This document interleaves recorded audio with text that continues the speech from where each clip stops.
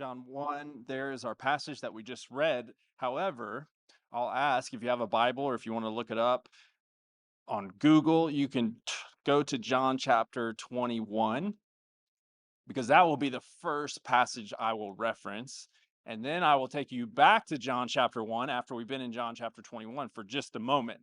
So, the Gospel of John is the book of the Bible that we're going to be studying now and for the next few weeks. So let me explain. If you know that icebreaker question, maybe you've heard it before, that goes along the lines of if you could go back in history and meet anyone, who would you like to meet? And there's all kinds of answers across the spectrum. But if you grew up in church, I grew up in church, and there's always a church answer to things. Like when you ask that question, who would you like to go back in history? Like the correct answer in the church is Jesus. Like you're supposed to say Jesus, but and so that's kind of what we want to do. We want to do that. We want to meet Jesus. So the name of the series is called Encounters with Jesus. The Gospel of John is unique in the way it presents Jesus because what you'll see as you read through that book is oftentimes John is telling the story wrapped around someone actually meeting with him, someone getting to know Jesus, someone finding out more about him. And you might think of, for example, if you're familiar with that gospel at all, you might think of the woman that Jesus meets at a well, or you might think of Nicodemus. So those are upcoming. We'll describe what those episodes look like because no matter what you think of Jesus, there's always curiosity around him just because he's so well known. I mean, you can go many places in the world and some idea of Jesus will be known.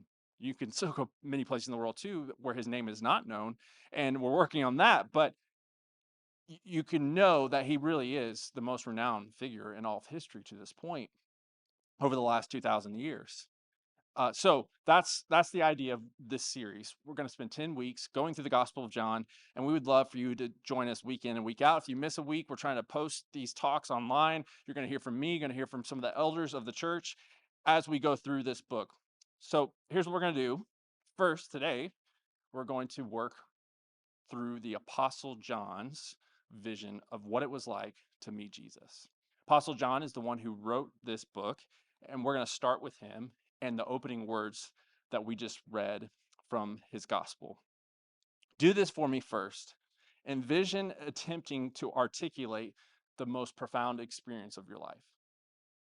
Think back with me on a place and a time that left an indelible mark on your life.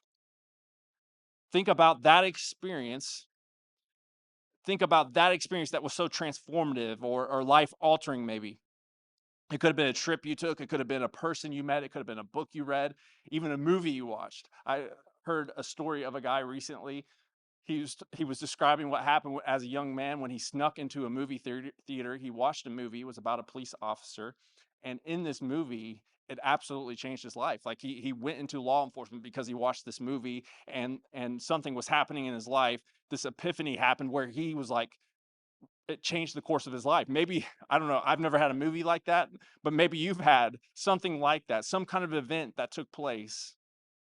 For me, I think back on trips I've taken. The most profound changes and life-altering moments have been when I've gotten out of my context and into other contexts. I think back to my very first trip I took overseas to the country of Zambia, and that just reshaped my whole worldview. Maybe you have something like that. As adults, I think it's much more rare to have these moments. I think about my kids all the time. I have 5 kids, so with my kids, it happens a little more frequently. They have these profound moments much more than us, right? Because they're like, even small things, they're like, "Whoa, that was amazing," and you're like, "That's a piece of cake." I've had many pieces of cake, but not like that before, and they get excited about it. It's like Buddy the Elf all the time. So, can you think of an experience like that? Maybe a certain event, again, do you have that in mind? And here's what's going to happen. That event, someone's going to ask you about it. Tell me about what'd you think of that? And they're going to be trying to pull out of you what happened. And if you're like me, it's a struggle to really encapsulate in words what that experience was, what that trip was like, or what that book that was so good, or that song I just heard. Like to be able to or maybe even something you ate that like you're trying to put it into words and you just can't do it. So, for example, again, you go on an international trip, you get outside of this context, and it completely upends your life, and someone will inevitably say, "How was your trip?" And the only thing you can get out of your mouth is, "It was good." And you're like, "Ugh, I want to say so much, but that's all I can get out. It was good." How do you describe what happened in your life? Now, think about this. If it was truly transformative, if it truly was profound in the true meaning of that word, it may be very difficult to express in that moment exactly what it was like. And it may take years for you to even reflect on all that happened. Okay, so that's the idea of the Apostle John. It takes him much longer to write down his gospel than the other gospels. And I think it has, in large part, to do, I'm hypothesizing here, in large part to do with the fact that how do you describe this man that you met and lived with and did life with that, resurrected from the grave and that claimed to be God? How do you describe that?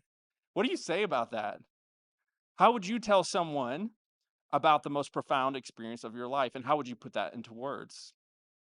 Well, John has encountered Jesus and it has turned his life completely upside down. It's been the most profound experience of his life. And he's trying to share here with us through his whole gospel what happens. But in particular, his introduction to Jesus is truly unique because he is trying to put into words who this person is. All right. So, first, I want you to have in the background as we get to John chapter 1 the final verses of his gospel. So in chapter 21, that's where I told you to turn earlier to look at. In chapter 21, verse 20,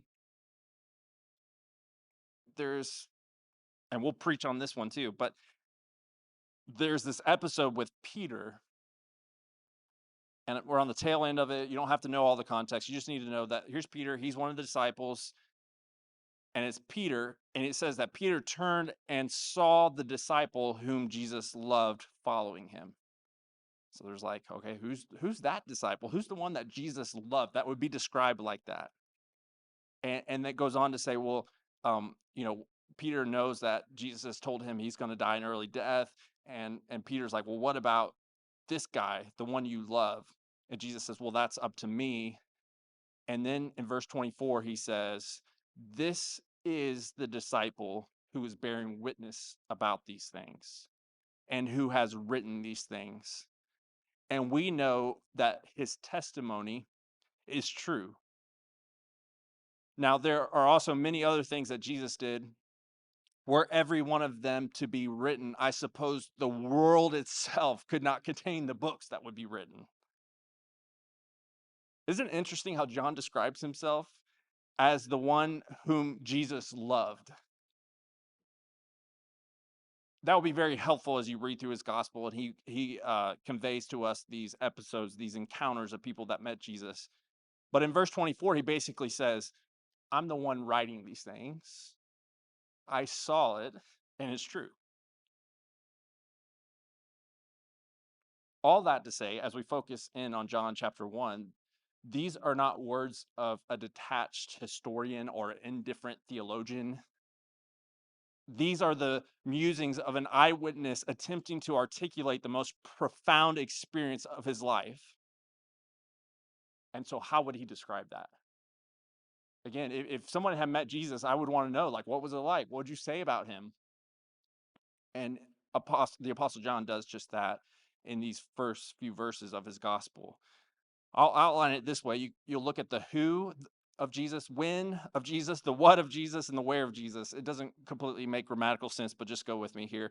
We're going to look at the who, when, what, and where. That will help us kind of structure this. And we'll start with that first verse again. In the beginning was the Word, and the Word was with God, and the Word was God. He was in the beginning with God. How does John go about describing what he has encountered with Jesus? After years of reflection, John writes with the most incredible depth and poetry, in my opinion, with more depth and poetry than anywhere else I can find in any other book written. Picture again, coming back from that amazing trip, that place you've been, and you want to share with your closest friends what it was like. But instead of telling them right in that moment, you wait like 20 years to tell them. That's kind of what John is doing. And by the time he's ready to write about this Jesus, out comes a true reflection. I was sharing with my children this morning about my encounter with Jesus as a 9-year-old. There, it was like, I mean, I'm not saying it was like Paul's trip to Damascus where a light shines from heaven and he's blinded. It wasn't that, but it felt like that as a kid. It really felt like God just came down and was like looking straight at me and he was grabbing me. And I was sharing that with my kids this morning and I got emotional about it because it's like every year I reflect deeper and deeper on that, the more profound it becomes. And you see John in these words like grabbing for as much as he could possibly hand out to just convey that. So he uses words like, he was the word, he was the life, he was the light. Ultimately, John wants to make it very clear that first we need to see that Jesus is God. That's the who. Who is Jesus? He's God. When John says, in the beginning was the Word, this word we see somehow is an extension of God, right? Our words go out of us. That's an extension of us. But then he says the word was with God. Okay, what does that mean? And then it starts to make more sense when he says the word was God. Now we know there's something going on here, that this word isn't just the voice of God, but somehow a separate person.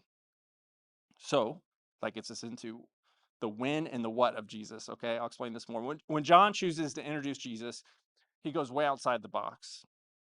When you look at the other gospels, you have Matthew.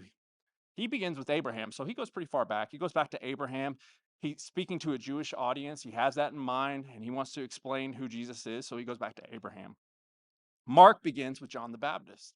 He starts telling the story of John the Baptist and all the events that have unfolded to get us to Jesus. Luke begins with Zechariah, the father of John the Baptist. And eventually, Luke actually does give us a genealogy. But for John, he goes back to the beginning. John doesn't begin with the genealogy or straightforward narrative. Instead, he takes us back even beyond the beginning, challenging us to comprehend the vastness of Jesus' existence. So he uses a very powerful Greek term in that first sentence, logos. That's the word that's translated as word. That word in itself is packed with meaning from the Greek world. You could get all into that and start studying that. And there's much to be said and thought about in that regard, because that logos means power. It means like what underlies all things. We could get into that, but John, in my opinion, is predominantly using the word so that we see Jesus through the lens of Genesis. If you know Genesis, it begins with in the beginning. In the beginning, God created the heavens and the earth. So, when God creates, he speaks. It's through his words that creation comes. And now John is saying, who was that word but Jesus? He was with God and he was God. So, there at the beginning of creation, as he was speaking, that was Jesus, the agent of creation. Hebrews and Colossians both allude to that very fact, that it was through Jesus all things were made, and for Jesus all things were made, and that they're all sustained through Jesus. Psalm 33:6 says, by the word of the Lord the heavens were made. There's a richness here. Now, you don't have to be Bible scholars in this, but if you would like to study more, you can start picking out these words like word and just sticking with that and studying it and understanding that there's lots of hyperlinks, if you will, that John picks up from the Old Testament scriptures to get us to a point to understand what's happening. Next, he says, all things were made through him, and without him was not anything made that was made. In him was life, and this life was the light of men. The light shines in the darkness, and the darkness has not overcome it. all things were made through the Word. He's the creator, but there's also life in him. And then it also says he's the light. You could study each of those words. You could pick them out and look at them, and you could see the depth again of John's words here.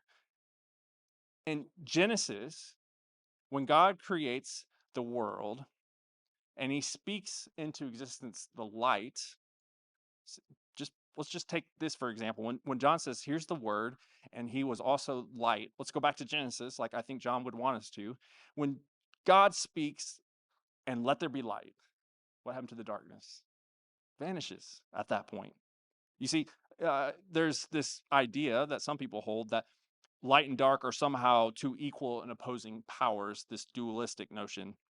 But the truth is, darkness is no match for light, right? Darkness can't fight back from light. Only light can be more bright to bring out the darkness. Darkness can't fight back in reverse.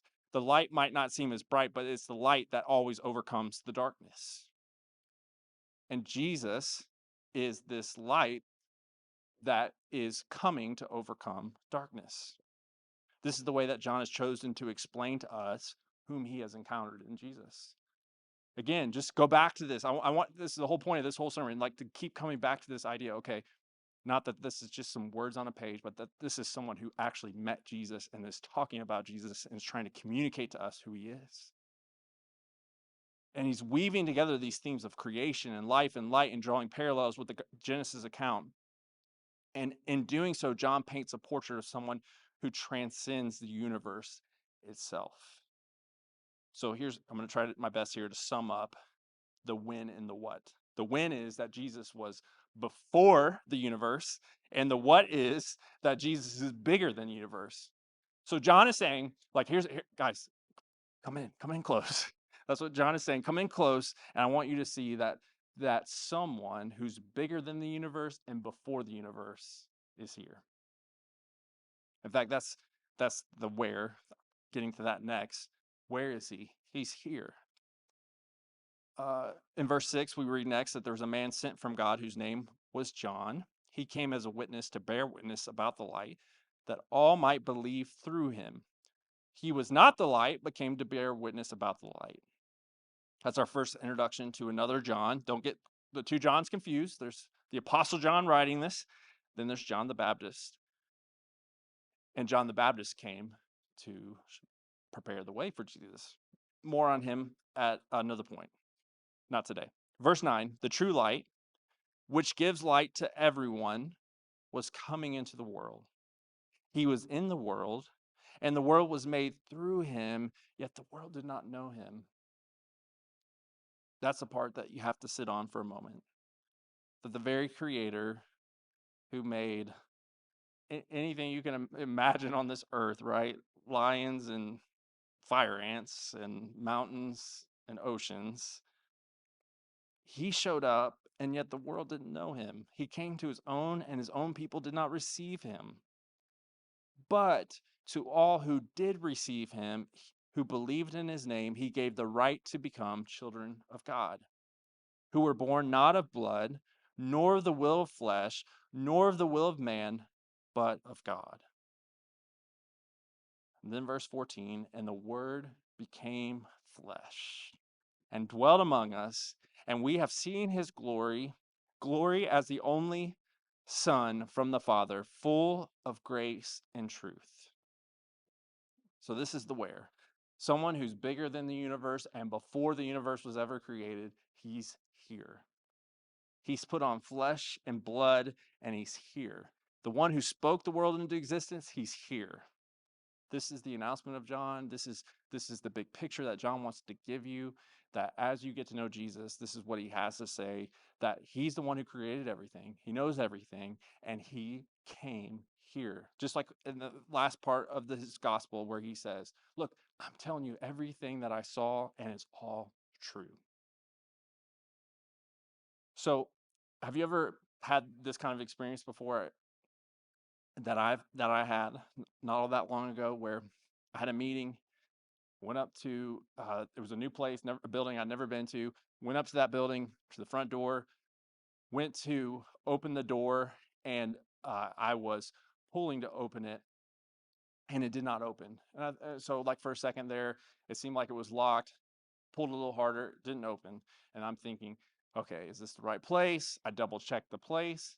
Nope, this this is definitely it.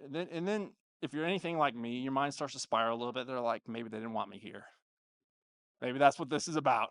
They locked me out. And you start just, I don't know, your mind goes 100 different ways by a simple door that wouldn't open.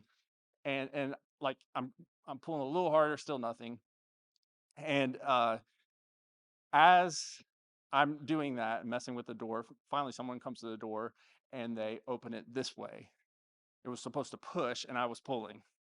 And all the things in your mind, just because I just couldn't open a door and couldn't read right in front of me that it said push instead of pull.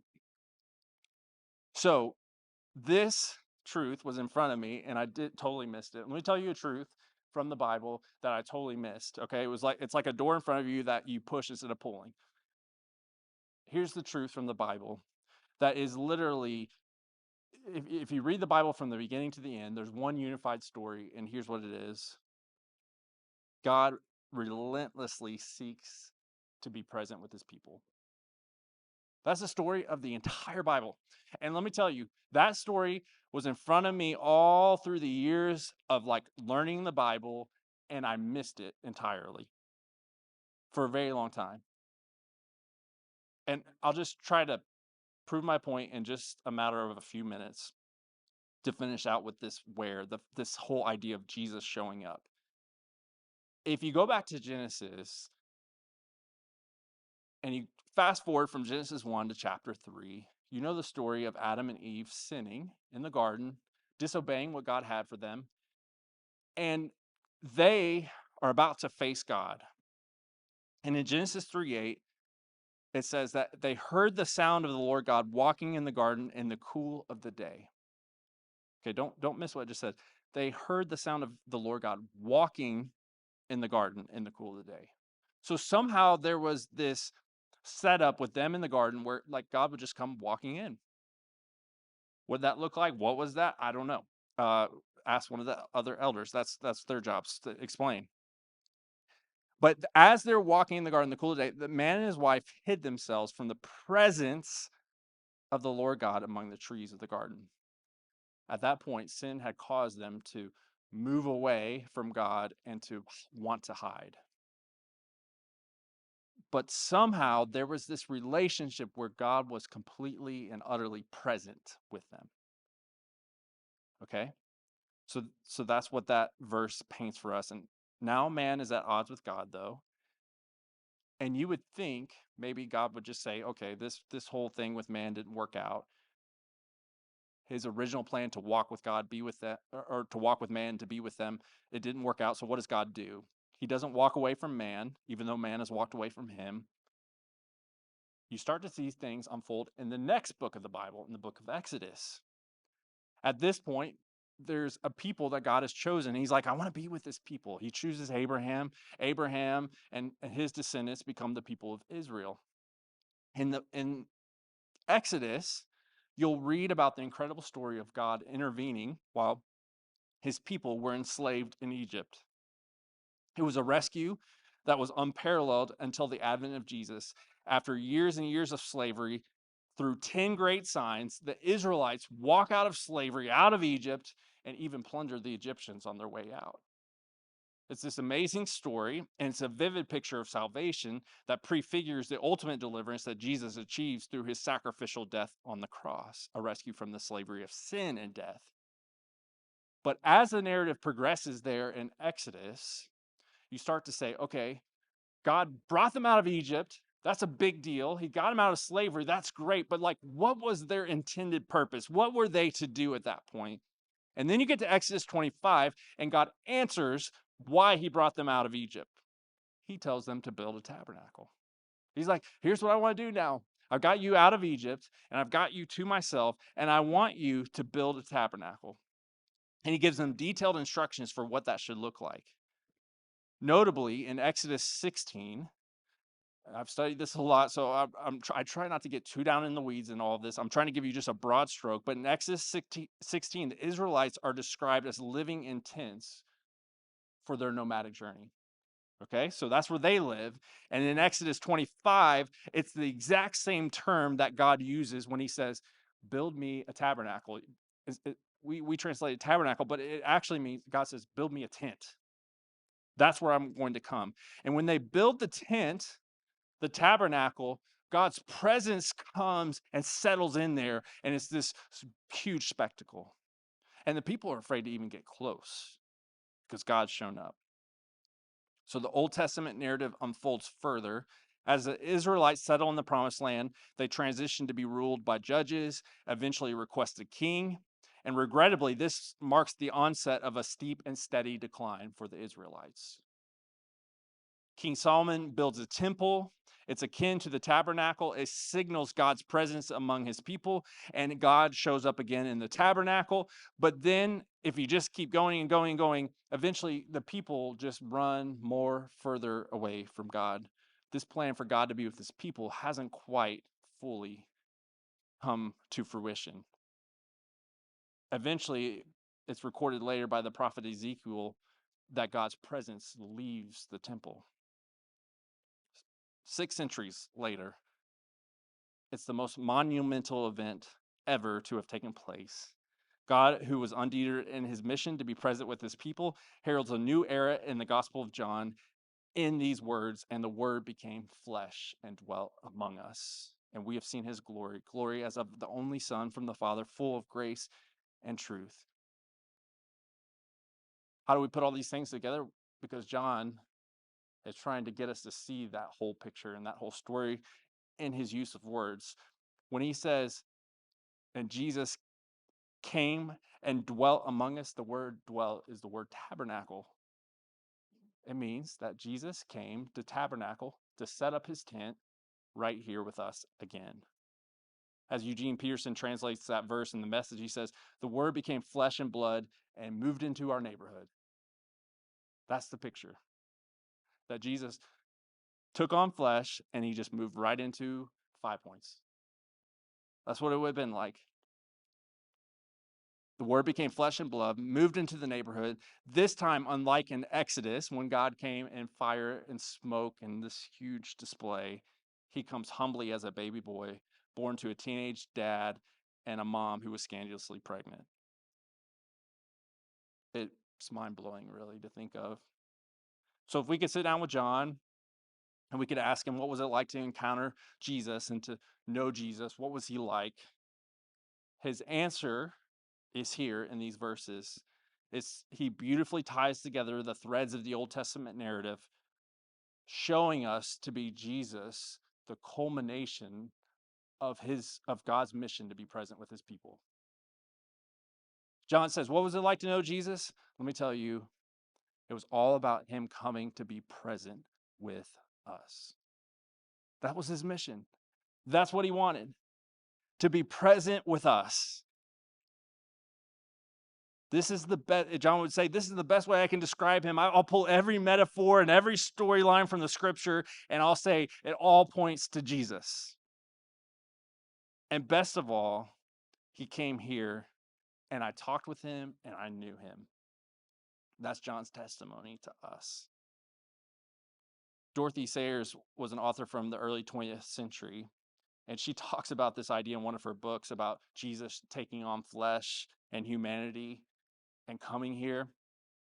And she says it better than I ever could by saying it like this. Now, we may call that doctrine meaning Jesus taking on flesh, becoming man.